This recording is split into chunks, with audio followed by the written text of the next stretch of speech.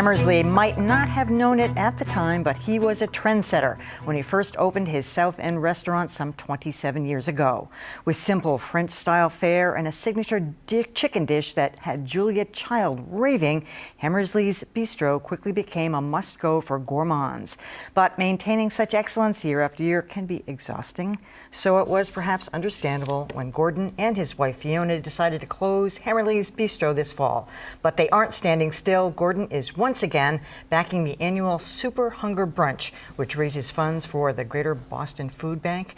The event raises enough money each year to provide 200,000 meals to needy families across Massachusetts.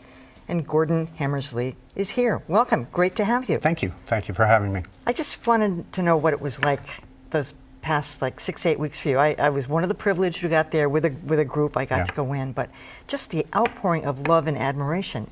It was amazing. It was a groundswell of love for the restaurant, which Fiona and I had no clue was going to occur. We thought maybe we'll be a little busier.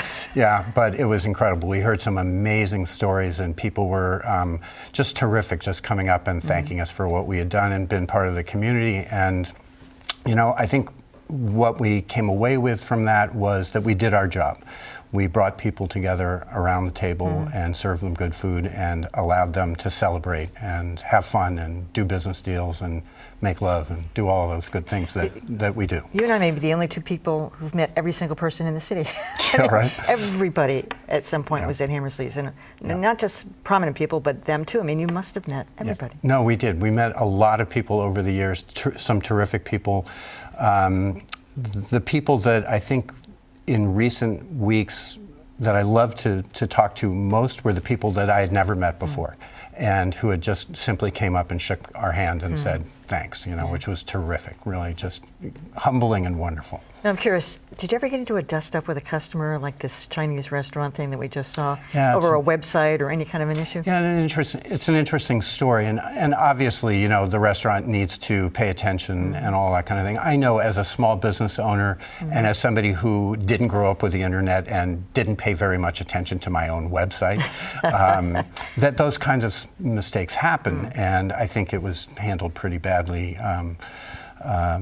You know, certainly when you bring this kind of stuff out into the public, which is the way dust-ups seem to go these days, nobody really wins in that respect. So, well, this seemed to be, the professor seemed to be implying that it was an intentional mistake, that they didn't really want you to know how much the Chinese food cost. See, I can't imagine that, especially for that amount of money. And, you know, the restaurateur appeared to make it right as fast as he possibly could and apologize. I think, you know, the professor might have moved on a little more quickly. I know you had a whole bunch of stuff that you're going to be doing going forward, including other food-related things, maybe writing a book. Yeah. Tell me a little bit about the Super Hungry Brunch. You know, the Super Hunger Brunch is a terrific event every year that chefs and restaurateurs step up and provide all of the proceeds for a brunch either on the Saturday or the Sunday to the Greater Boston Food Bank.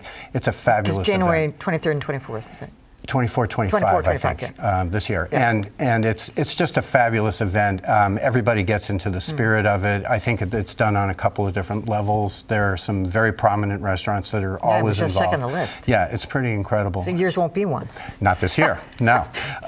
But I'm going to go to one of those brunches for sure. Actually, I brought our whole staff one year to a restaurant, and one year when we couldn't do it, and we decided that we would just support it that way. It's a great way to support the food bank. And as you know, the food bank provides almost 80% of all of the food that is given to hunger relief. It's unbelievable. And they do just a fabulous job. People should go online and make a reservation, though.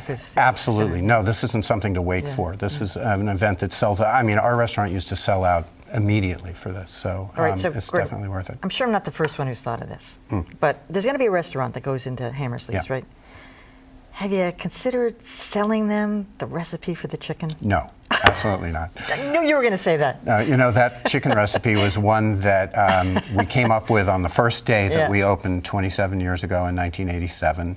And we served tons and tons of chicken over the years. And now we're retiring that beautiful recipe. You can have it at home only. You can have it at my house, or you can have it wherever. Can I come? There are lots of people who know the recipe. So. So what else are you going to be doing? Trying to write a new book, which I'm looking forward to doing. Working with a nonprofit called Future Chefs. I'm an advisor to them, and they are a group that essentially mentors kids who are in vocational culinary programs and helps them transition to the job market. And we're just about to put in an apprenticeship program so that these kids will get real world experience, so that they've got something on their resume to show when they go to apply for jobs. And apart from that, I'm trying to have some fun and cooking at home for two at night, which is kind of No more cool. restaurants on there? No more restaurants I than can us. understand. Yeah. All right. Well, good luck to you. Thanks, Emma. Pleasure having you. Appreciate Gordon it. Hammersley. Thanks.